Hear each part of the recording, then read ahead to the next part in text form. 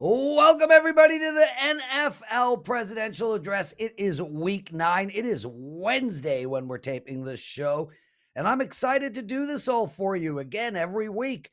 It's a privilege to discuss NFL.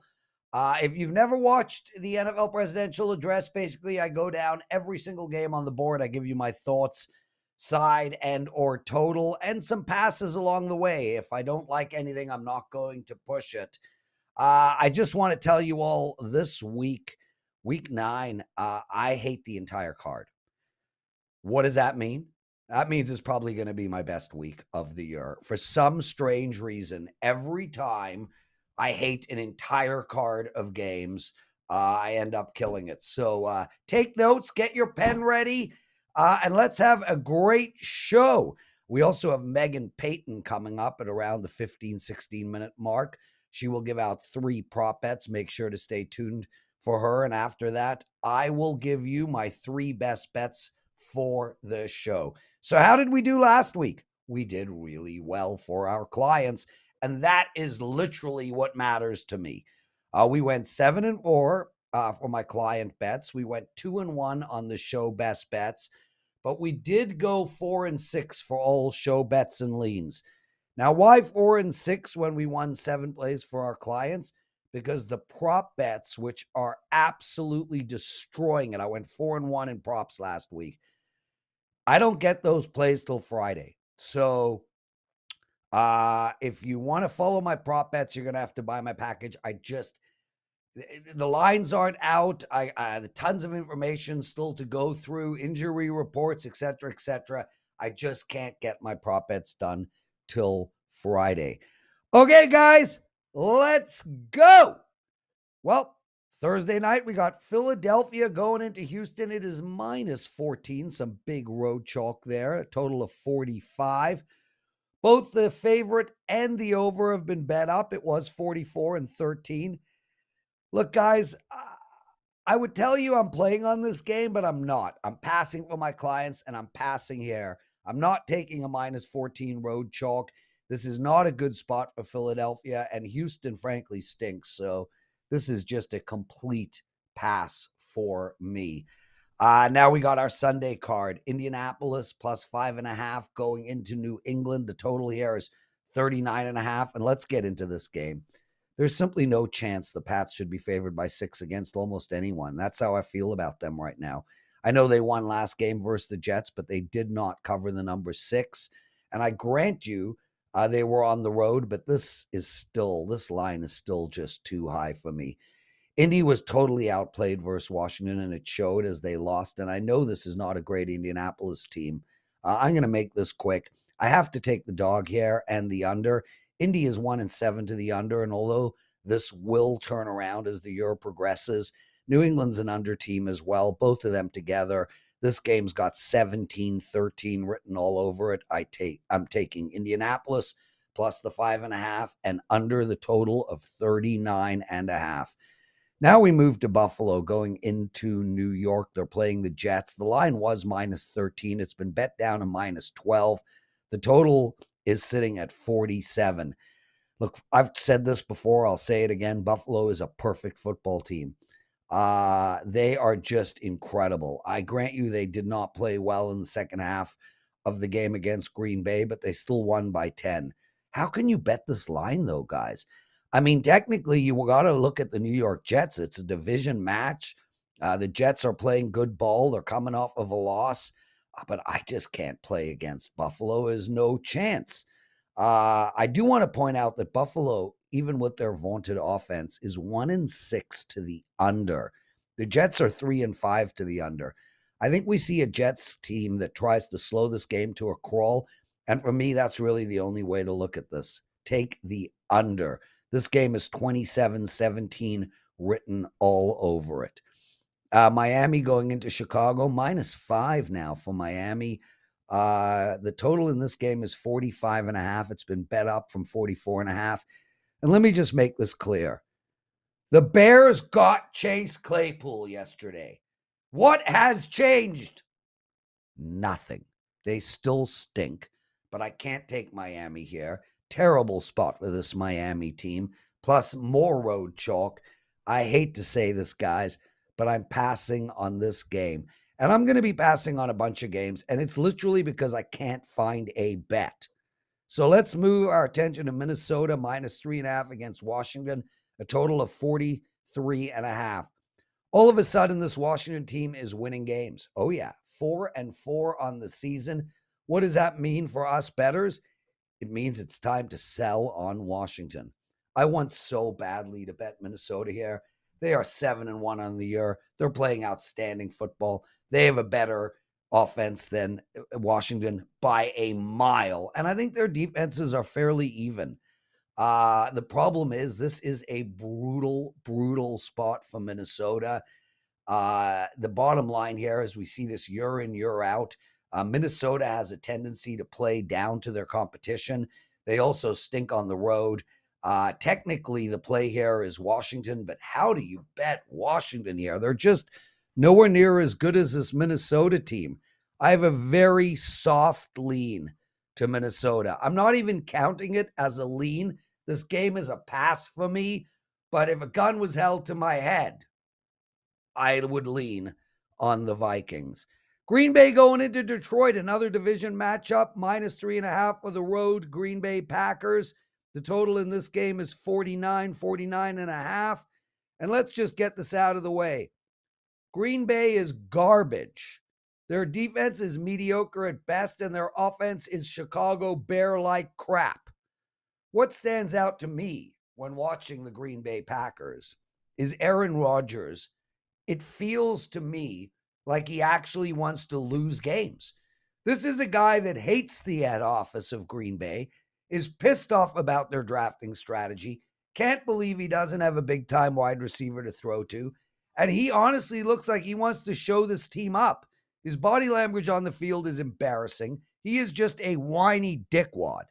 As for Detroit, this team deserves better. I love their coach. And even though they keep losing games, I really feel like this is a different and better Lions team than in the past.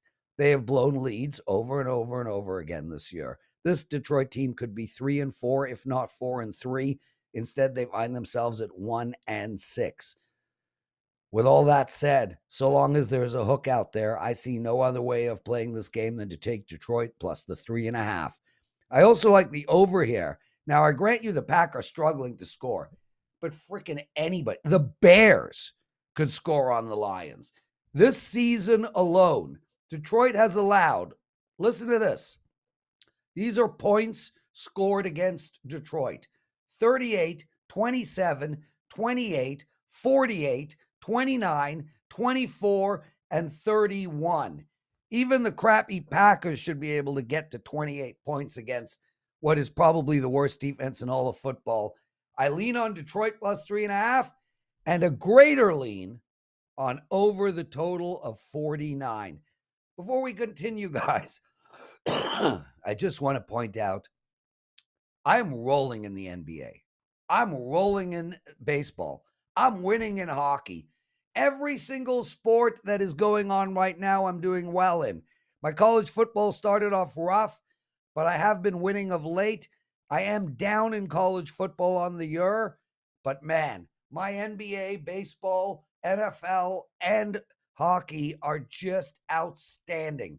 Please grab my 3-day all access pass. You can find it at WagerTalk.com on my personal page. Play my bets. I'm killing it. It's Wednesday. On Sunday, I went 7-2. On Monday, I went 4-2. On Tuesday, I went 4-2. I made like over 60% ROI for my clients in the month of October alone. Don't miss my plays. Okay. LA Chargers going into Atlanta, and there's a bunch of money coming in on the Chargers. It was 3. It's now still 3 minus 120, but there are 3.5s showing up. The total in this game has been bet up from 48.5 to 49.5. Well, let's start with a great win by the Falcons on Sunday. Okay, it really was not a great win. They should have frankly lost the game. But here they are, sitting at the top of their crappy division.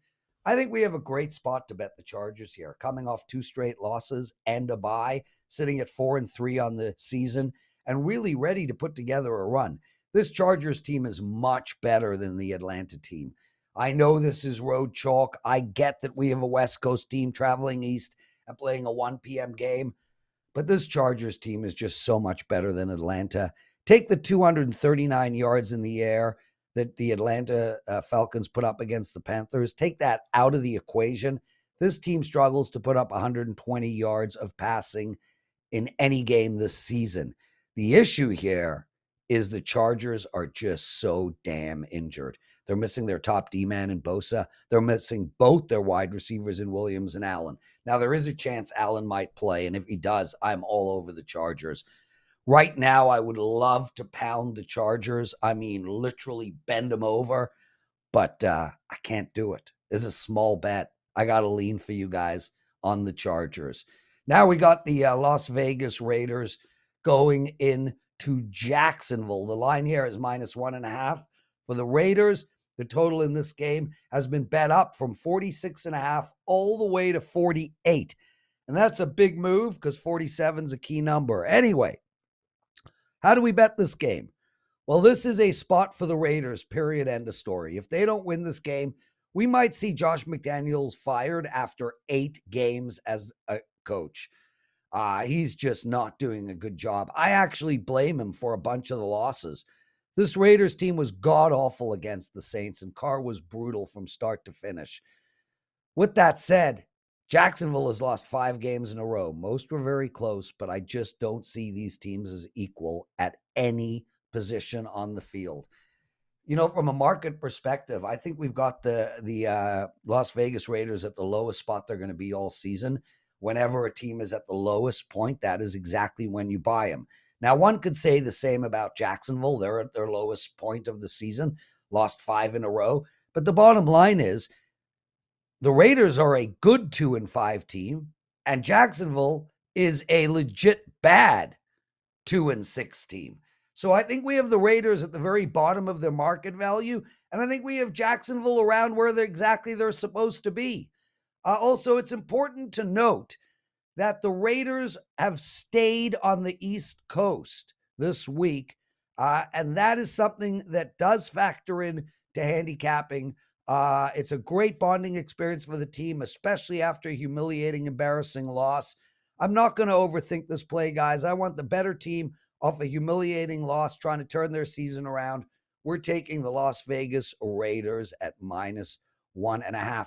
And just really quick, take them on the money line, guys. Anytime a game is under 2 and you can get the money line at around -130, that is a better bet. Ralph Michaels came on WagerTalk today to discuss that. He brought a chart. It is more effective in the long run to bet a pick 'em at -130 than a team at -1.5 or -1 or -2. So take Las Vegas on the money line. Now we got Seattle going into Arizona. Seattle is +2. The total in this game has been bet up to 50.5. Doesn't matter. This game is overwritten all over it.